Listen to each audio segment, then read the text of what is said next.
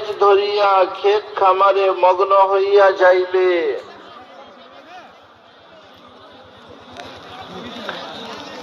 আর জিহাদ করা ছাড়িয়া দিবে, তখন আল্লাহ তাআলা তোমাদের উপর এমন অপমান চাপাইয়া দিবেন যাহা ততক্ষণ পর্যন্ত দূর হইবে না যতক্ষণ না তোমরা আপন দিনের দিকে ফিরিয়া আসিবে।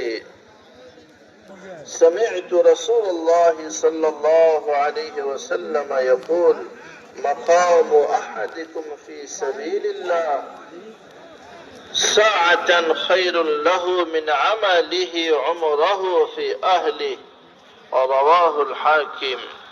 হযরত সুহেল রাদিয়াল্লাহু আনহু বলেন, আমি রাসূলুল্লাহ সামান্য সময় আল্লাহ তাআলার রাস্তায় দাঁড়াইয়া থাকা তাহার পরিবার পরিজনের মধ্যে থাকিয়া সারা জীবনের নেক আমল হইতে উত্তম।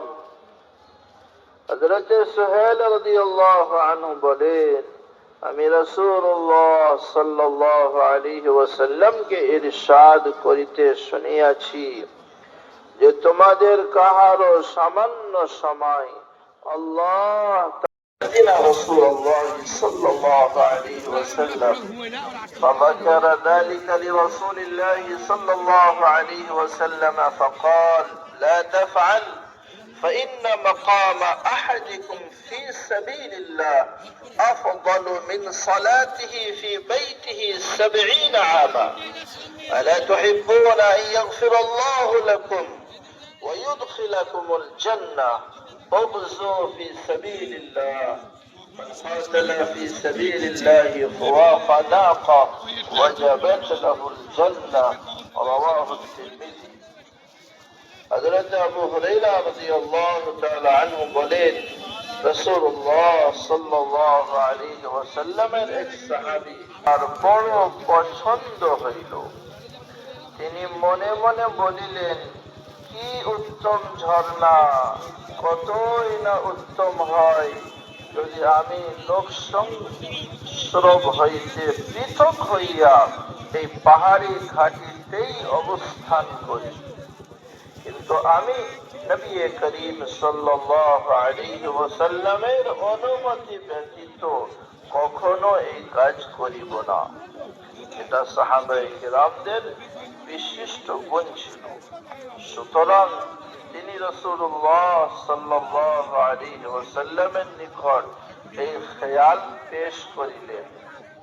রাসূলুল্লাহ সাল্লাল্লাহু আলাইহি ওয়াসাল্লাম ইরশাদ করিলেন, এরূপ করিও না, কেননা তোমাদের কাহারো আল্লাহ তাআলার রাস্তায় কিছু সময় দাঁড়াইয়া থাকা, কেননা তোমাদের কাহারো আল্লাহ তাআলার রাস্তায় কিছু সময় দাঁড়াইয়া থাকা আপন ঘরে থাকিয়া 70 বৎসর নামাজ مع رسول الله صلى الله عليه وسلم ثم ألحقه فلما صلى مع النبي صلى الله عليه وسلم رآه فقال له ما منعك أن تغدو مع أصحابك؟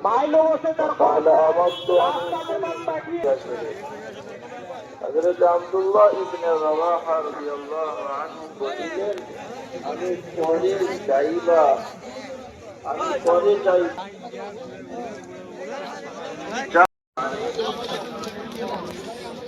चलो पैसे वॉल्यूम माइक की आवाज ओइदिके जाए बुझी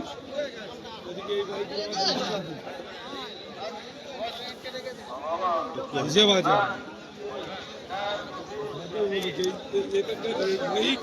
এই বন্ধ শেষ।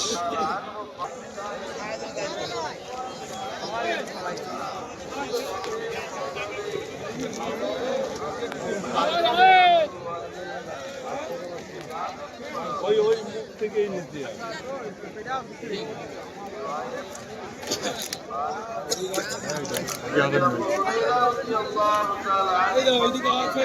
अरे उधर कहाँ जा रहा बाबा? चलना जैसे चलना से चलते रहो।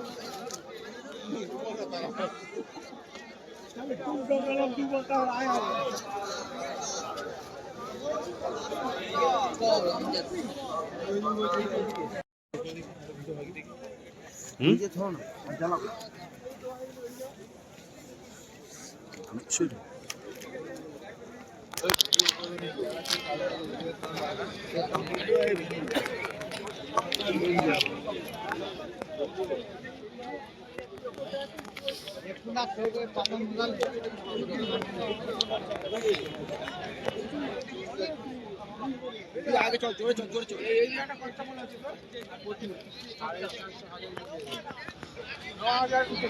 ভিডিও করে নিব বারণ করছিল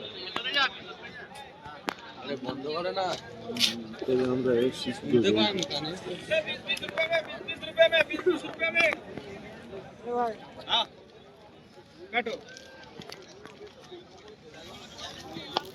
এই কাপড়টা নিবি